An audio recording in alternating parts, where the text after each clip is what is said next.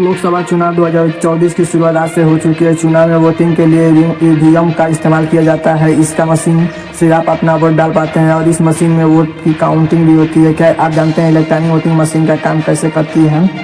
देश में आज यानी शुरुआत हो चुकी है। चुनाव में ईवीएम का बहुत ही महत्वपूर्ण रोल होता है। वैसे तो ईवीएम हर बार राजनीति का शिकार होती है। सभी आरोपों के बाद भी ईवीएम देश को नई सरकार देने में मदद करती है। इसका इस्तेमाल दूसरे चुनाव में भी होता है।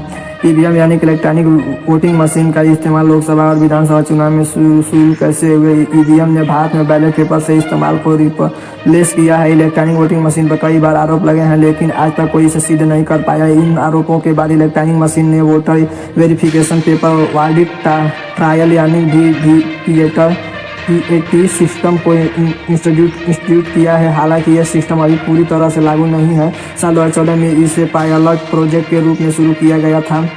सन 1980 एनडी हनीफा ने पहली वोटिंग मशीन को बनाया था। इस वक्त इसे electronic operator vote counting machine नाम दिया गया था। इसका ओरिजिनल डिवाइस आम लोगों को तमिलनाडु के 6 शहरों में हुए सरकारी एग्जीबिशन में दिखाया गया था। ईवीएम का पहली बार इस्तेमाल 1982 में केरल के उत्तर पूर्वी में हुए उपचुनाव में हुआ था।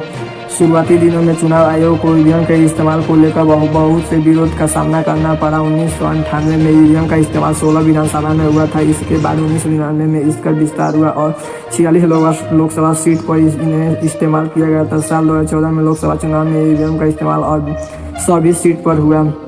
ईवीएम में 2 यूनिट कंट्रोल और बैलेट होती हैं, यानी कि एक यूनिट जिस पर बटन दबाकर आप अपना वोट देते हैं और दूसरी यूनिट जिसमें आपके वोट को स्टोर किया जाता है। कंट्रोल यूनिट मतदान अधिकारी के पास होती है, जबकि बैलेट यूनिट को दूसरी तरफ रखा जाता है जहां से लोग वोट डाल पाते हैं। बैलेट यूनिट पर आपको तमाम पार्टियों के चिन्ह और उम्मीदवारों के नाम दिए होते हैं, जिनके आगे एक नीली बटन होती है। इस बटन को दबाकर आप अपना वोट डालते हैं। वहीं कंट्रोल यूनिट पर बैलेट मार्क वाला एक बटन होता है, जिसे दबाने के बाद दूसरा वोट अपना वोट डाल पाता है।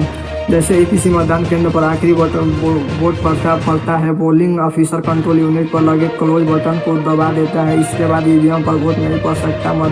मतदान खत्म होने के बाद कंट्रोल यूनिट को बैटर यूनिट के अलग करके रख दिया जाता है।